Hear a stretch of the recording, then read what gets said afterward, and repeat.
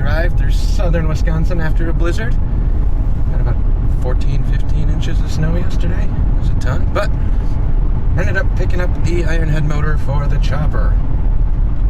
Kind of. When I say basket case, that is literally how we are bringing home an entire Ironhead motor. Thank you for hooking us up with that. Old Iron Parts Co. Known him for quite a while. Always super solid dude.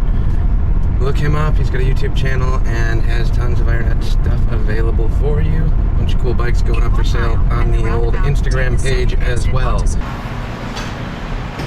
Building a chopper today. And by that I mean, here's how you buy a Sportster motor. One piece at a time. Alright, so we're laying out an Ironhead motor out of scrap parts.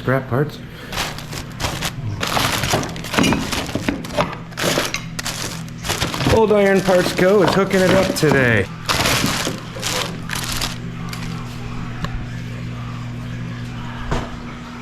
Got everything?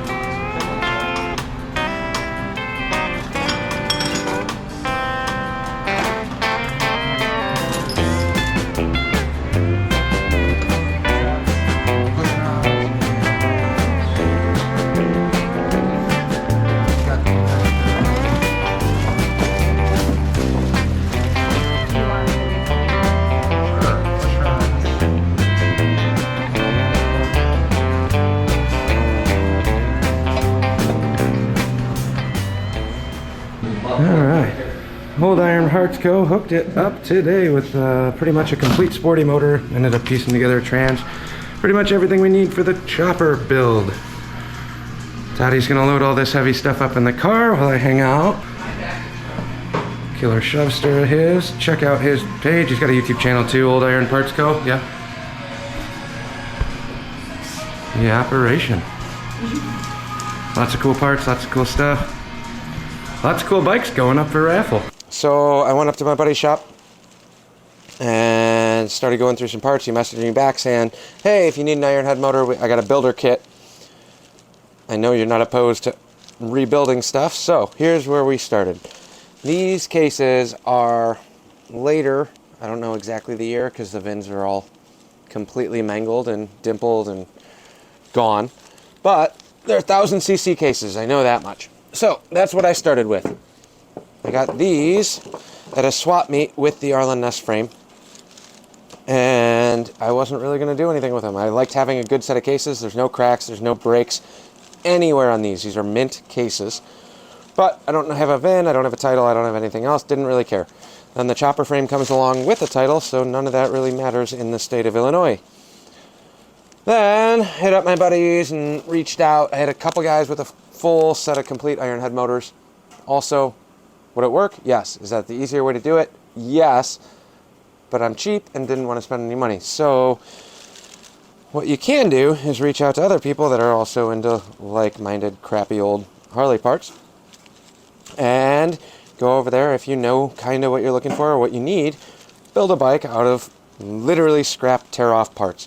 I hooked it up with this set of flywheels. I don't know about the bores. I don't know about the rest of the detail stuff on the cylinders.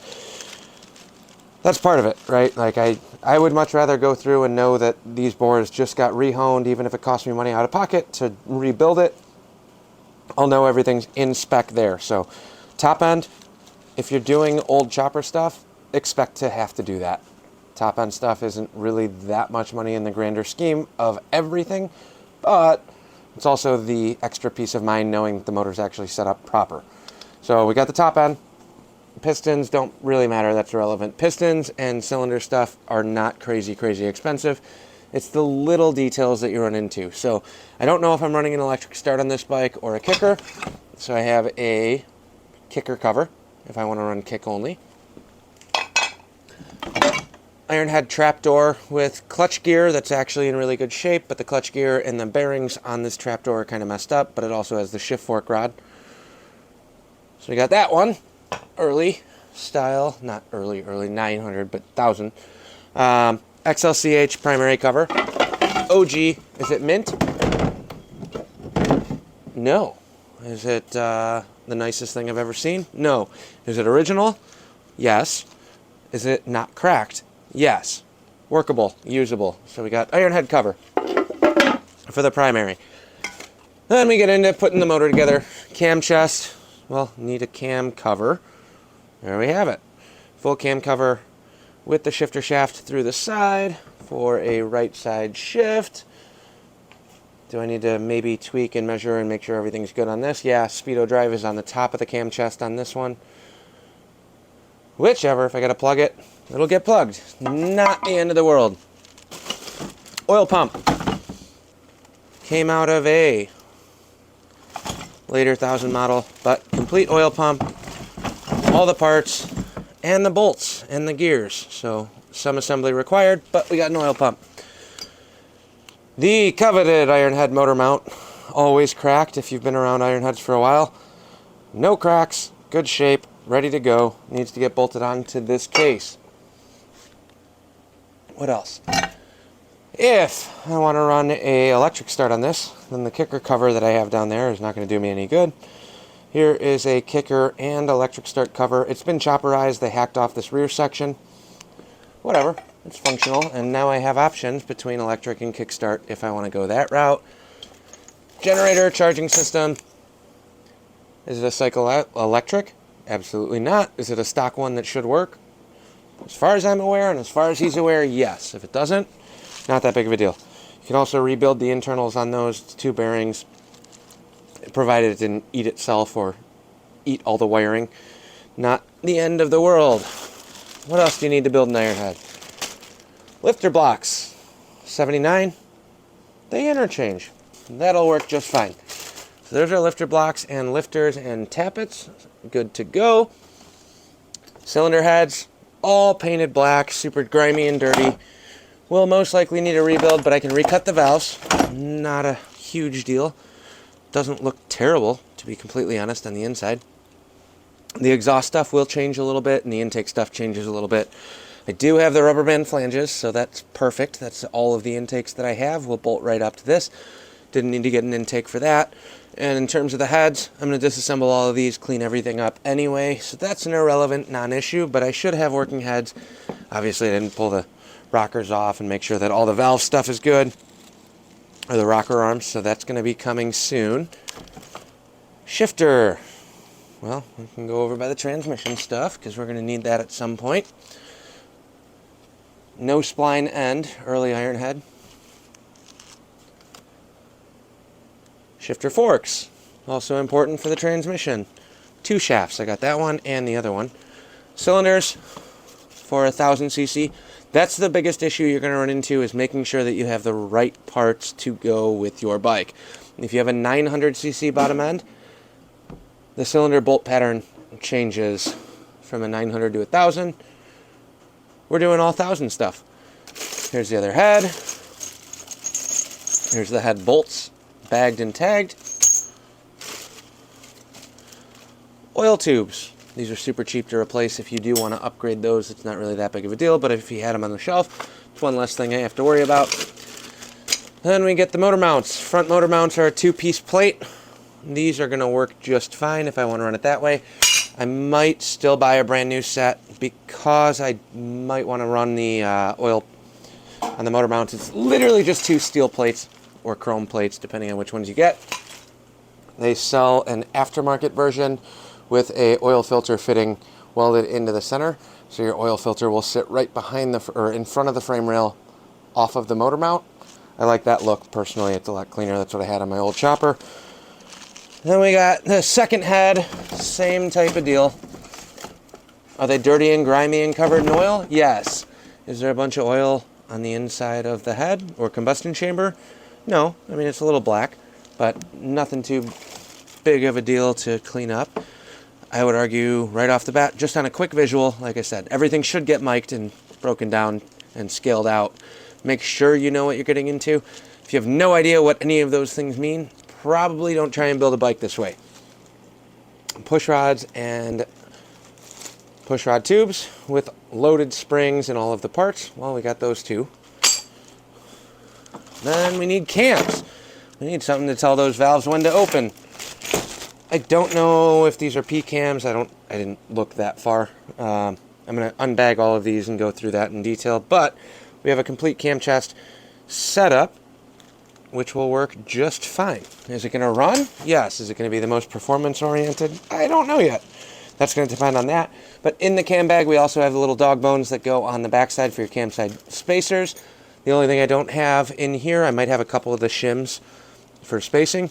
Well, that's going to have to get readjusted and reworked at some point anyway, so that's a non-issue. If I have to order a couple of cam shim kits or a couple sets of shims, that's a different situation. And then we got the cylinders. Nothing catastrophically wrong with any of these. Are they worn? Do they have wear marks? 100% they do. But these will most likely go to the local machine shop, get repunched out, rebored, even if I got to replace the pistons. I don't know. In Illinois, I think we're just throwing rough numbers out there. For a rebore, plus the cost of new pistons, $400, somewhere around there. Maybe less, maybe more, depending on where you're at or who you go to.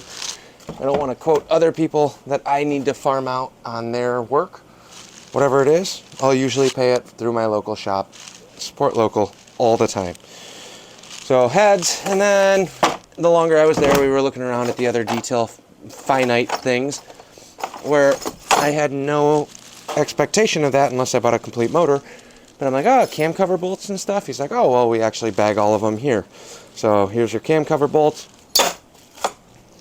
primary bolts, base nuts. So we have pretty much everything. And quick looking around at all of this stuff, the only stuff that I am missing is an upper motor mount bracket, which doesn't really make all that much of a difference because this is not on my chopper frame. So I'm going to have to refab a new mount here anyway, which means I'll probably just make a new motor mount from scratch as well. But here's all of the parts I need. I got heads, I got cylinders, I got crank, I got pistons, everything else, at least for the building component. All I really needed was a complete set of cases, cylinders and heads, just so I can lay everything out and go from there. That's where we're at. Your more detailed approach, if you're a little bit more of a stickler, we got oil pump, we got generator, we got heads, we got cylinders, we got pistons, flywheels, lifters. I'm sure I'm missing a ton of things. We have a full trans with a trapdoor that I know bolts in. I tested those too. I went through a bin of parts. We reassembled a trans out of the miscellaneous gears and oddball parts. Scrap, essentially, for anybody else, but laid out a complete trans, got a good main shaft, got a good counter shaft. I have a plethora of gears out in the shed that I need to go get to when I can actually open the door and the snow melts a little bit. But we can slap together the cases, get a rough mock-up motor put together, and that's where everything's going to land in terms of fabbing for pipes and oil tank and all of the other oddities. So that is where we are going to leave you off for tonight's video. I really wanted to put this Honda motor back together.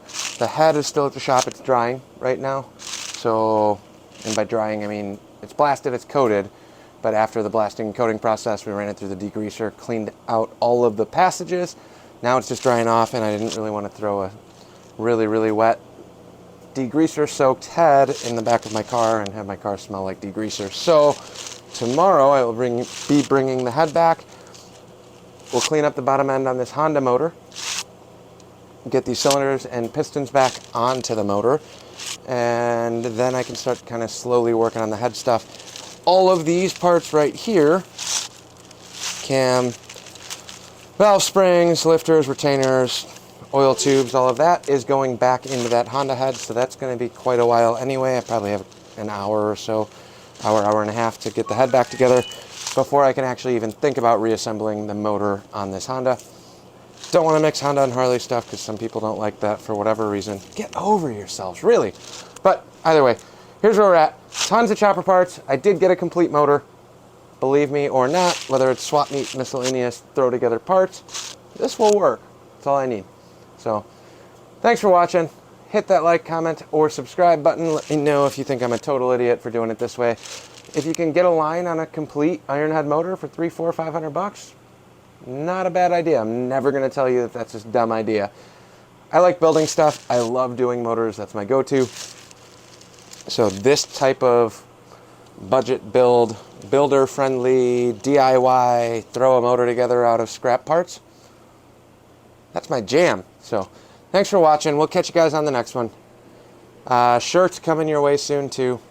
I'm going to keep saying that in every video. Eventually I'll probably post pictures of the shirts, but it might take longer because by the time I get to editing this, I already forgot. Thanks for watching. We'll catch you guys on the next one.